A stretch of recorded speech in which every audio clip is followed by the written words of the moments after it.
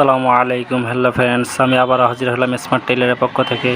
আজকে আমি দেখাবো গোল চুড়িদার বা বয়স্ক লোকদের চুড়িদার কিভাবে কাটিং করে। তো আসো প্রথমে নাপটা জেনে নেই। আমার ৪৪ হাফ লম্বা, ৪৮ ইঞ্চি বডি, ৪২ ইঞ্চি কোমর, ১৭ ইঞ্চি শোল্ডার, ২১ ইঞ্চি হাতার লম্বা, আর হাতার মোহরিটা আছে ৯ ইঞ্চি। তো আসো কথা না বাড়িয়ে ভিডিওতে চলে যাওয়া যাক। প্রথমে কাপড়টা এরকম করে নেবেন, নিয়ে নাপ দিয়ে নেবেন। আমার উপরের বডিটা আমার ১৬ ইঞ্চি থাকবে, কোমর থেকে উপর পর্যন্ত। আমি ১ ইঞ্চি ওভার করে নেব, ১৭ ইঞ্চিতে একটা দাগ দেব। তারপরে এরকম করে ২ ভাঁজ করে নেবেন কাপড়টা।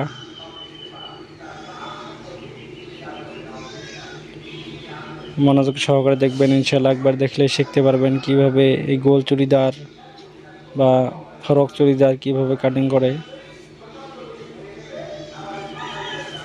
আমার এই দেখো ১৭ ইঞ্চি দাগ দেওয়া হয়ে গেছে। আমার উপরের বডিটা থাকবে, কোমর থেকে উপরখান থাকবে আমার ১৬ ইঞ্চি। আমি ১ ইঞ্চি ওভার করে নিলাম, ১৭ ইঞ্চিতে এরকম করে ভাঁজ করে নেব।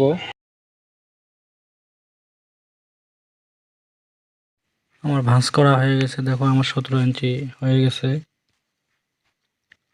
এখন আমি কাটিং করে নিলাম। তারপরে দেখো আমার বডি আছে ৪৮ ইঞ্চি, ৪ বারং ৪৮ ইঞ্চি ৪ ভাগ করতে লাগবে, ৪ বারং ৪৮ ইঞ্চি হবে। তারপরে ১.৫ ইঞ্চি ওভার করে দেওয়া লাগবে, তাহলে ১৩ ইঞ্চি আমাকে লাগে। এরকম করে আমি ১৩.৫ ইঞ্চি রাখবো এটা চওড়াটা।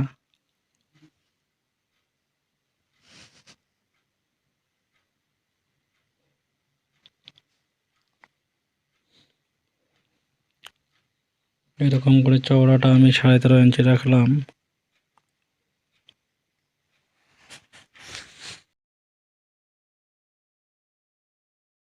এখন আমার শোল্ডারটা আছে ১৭ ইঞ্চি। ১৭ ইঞ্চি আমি ২ ভাগ করব, ৮.৫ ইঞ্চি আর হাফ ইঞ্চি সেলাইয়ের জন্য রাখবো। ৯ ইঞ্চিতে একটা দাগ দিলাম, তারপর হাফ ইঞ্চি ডাউন রাখবো। আর মহড়ার ডাউনটা রাখবো আমি ৭.৫ বা ৮.৫ ইঞ্চিতে রাখলে হয়ে যাবে।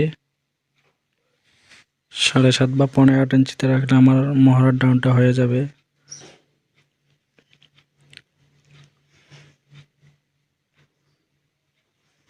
তারপরে আমার কোমর ১৫ ইঞ্চিতে আমি একটা দাগ দেবো কোমরের।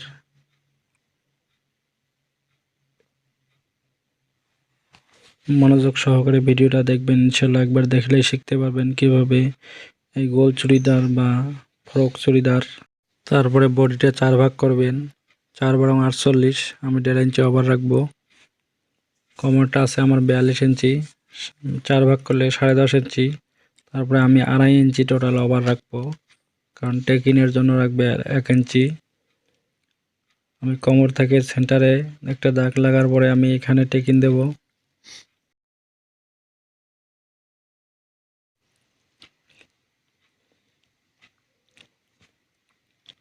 আমার নিচের দাগ এটা, দেখো আমার কোমর আছে ১০.৫ ইঞ্চি।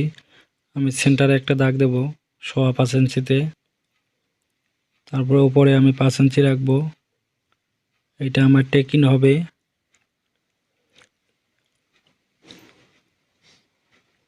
তারপরে আমি গলার জন্য রাখবো, চওড়াটা রাখবো আমি ৩ ইঞ্চি।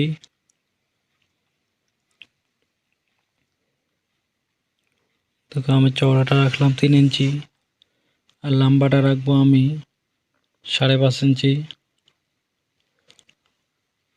আমি একটা বাস্ক এরকম করে বানিয়ে নেব, ৪ কোণা। একদম সহজ ফ্রক চুড়িদার কাটিং করা। এরকম করে ৪ কোণা বাস্ক বানানোর পরে আমি এরকম করে রাউন্ড শেপ দিয়ে দেব, কারণ আমার গোল গলা হবে। আর পিছনের গলাটা আমি রাখবো ৩.৫ ইঞ্চি ডাউন। আমার এটা পিছনের গলা হবে। তো যারা যারা আমার চ্যানেল নতুন, ভিডিও দেখার পরে ভিডিও ভালো লাগলে চ্যানেলটা সাবস্ক্রাইব করে বেল আইকনটা অল করে রাখবেন নতুন নতুন ভিডিও পেতে। যারা যারা সাবস্ক্রাইব করেছেন অসংখ্য অসংখ্য ধন্যবাদ।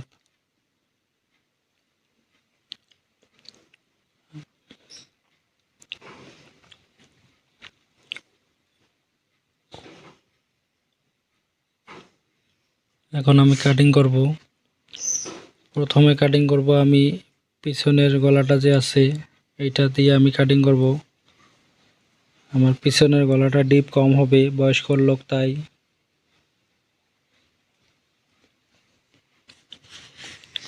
বুঝতে কোনো সমস্যা হলে আমাকে কমেন্টে জানিয়ে দিবেন।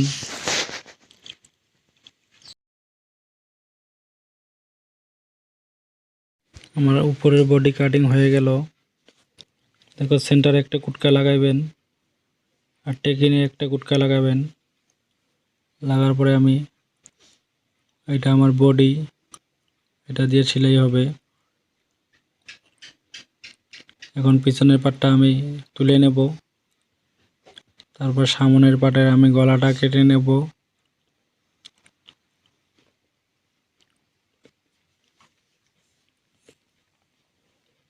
এরকম করে গলাটা কেটে নেব আমি।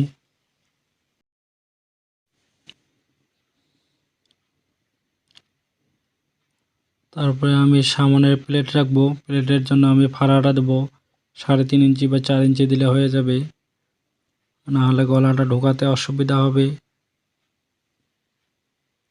কারণ পিছনের গলাটা ডিপ কম আছে তাই সামনে ফাড়া দিতে হবে। তারপরে এরকম করে হাতাটা মেপে নেবেন, আমার হাতাটা কতটুক লাগে।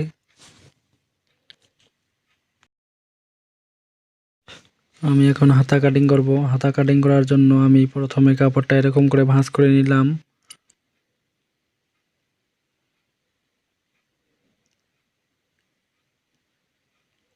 এরকম করে ভাঁজ করে নেবেন। তারপরে এরকম করে 4 ভাঁজ করবেন হাতাটা। আমার হাতার লম্বা আছে 21 ইঞ্চি।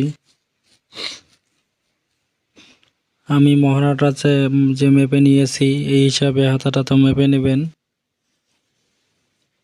আমি কীরকম করে মাপি দেখো। প্রথমে আমি আমার হাতার লম্বাটা আছে 21 ইঞ্চি, আমি 2 ইঞ্চি ওভার করে রাখবো বা 21 ইঞ্চিতে রাখবো, কারণ আমার কফ আছে, 21 ইঞ্চিতে রাখতে হবে। তারপর হাতার মহড়াটা এরকম করে মাপে নিতে হবে।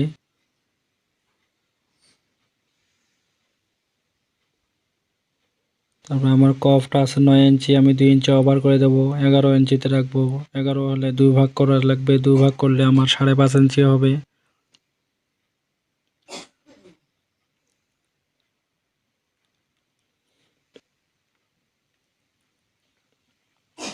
আমার হাতাও কাটিং হয়ে গেল, একদম সহজ।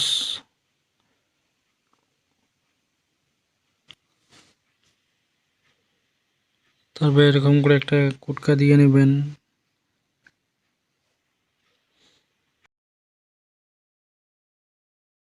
আমি নিচের আমব্রেলাটা আমি কাটিং করব। আমার কোমর আছে 42 ইঞ্চি। দেখো আমি আমব্রেলাটা কিভাবে কাটিং করি, মনোযোগ সহকারে দেখবেন ইনশাল্লাহ। 42 ইঞ্চি 2 ভাগ করলে আমার হবে 21 ইঞ্চি। এরকম করে 21 ইঞ্চি আসতে লাগবে। এরকম করে রাউন্ড করে নেবেন ফিতাটা, দেখবেন 21 ইঞ্চি কত দূর পর্যন্ত আসে। দেখো আমার এসেছে 11 ইঞ্চি, 13 ইঞ্চি টোটাল এসেছে। 13 ইঞ্চি দেখো রাউন্ড করে নিয়ে মাপ দিতে হবে এরকম করে। আমার 21 ইঞ্চি এসে গেছে। এখন আমি 13 ইঞ্চি, ধরো এটা নাই আর কি, 13 ইঞ্চি বাদ দেওয়ার পরে আমার হিসাবটা হবে।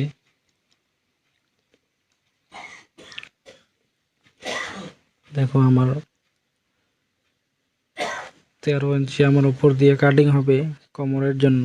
তারপরে আমার উপরের বডিটা আছে 16 ইঞ্চি, আমি 16 ইঞ্চি বাদ দিয়ে দেব 13 ইঞ্চির থেকে। তারপরে লম্বাটা আছে আমার 44.5, আমি 2 ইঞ্চি ওভার করে নেব। এরকম করে দাগটা দিলাম,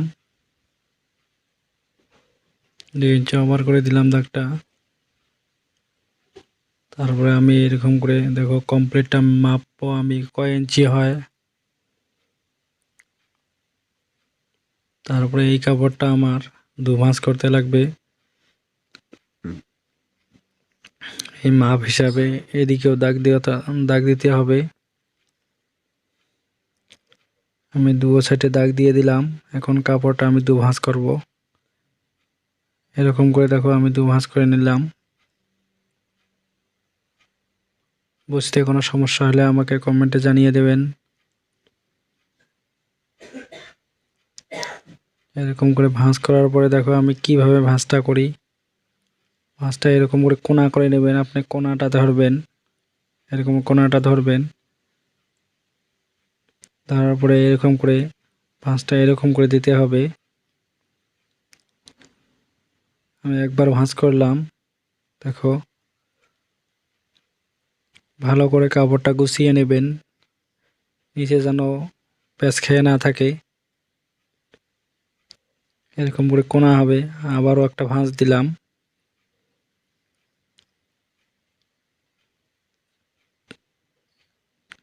কাপড়গুলো কিন্তু ভালো করে নিতে হবে, তাহলে প্যাঁচ খেলে আবার অসুবিধা হয়ে যাবে কাটিং।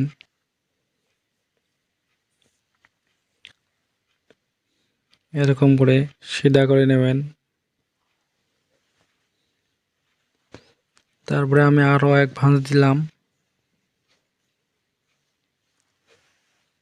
দেওয়ার পরে আমার দেখো উপরে কিন্তু আমি 13.5 ইঞ্চি রাখছি। আমার কোমরের জন্য আমার 13.5 ইঞ্চি কাটিং হবে, কিন্তু আমি 13.5 ইঞ্চি কাটিং করব না, অল্প কম করে করব। টোটাল মাপটা এরকম করে দিয়ে নেবেন দুই সাইডে। কত ইঞ্চি মাপ ছিল আপনার, এই হিসাবে আপনি দিবেন।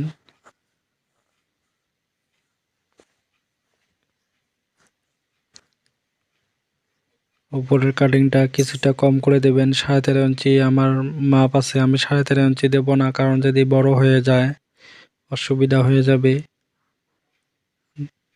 আমি দরকার পড়লে পরে আবারও কাটিং করে নেব কোমরটা। দেখো আমার প্রায় কাটিং হয়ে গেল। দেখো আমার ঘেরটা কত সুন্দর ঘের আসবে, দেখো ঘেরটা আমার সুন্দর ঘের হয়ে গেল। দেখো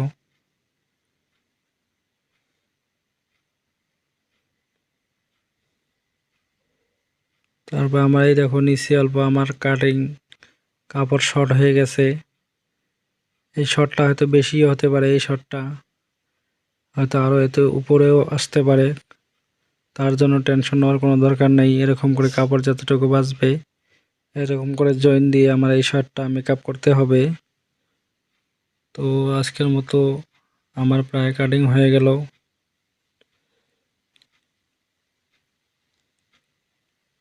আজকের মতো আমি এখানেই বিদায় নেব, আবারও হাজির হব নতুন ভিডিও নিয়ে। সবাই ভালো থাকবেন, সুস্থ থাকবেন। আল্লাহ হাফিজ। আসসালামু আলাইকুম ওয়া রাহমাতুল্লাহি ওয়া বারাকাতুহু।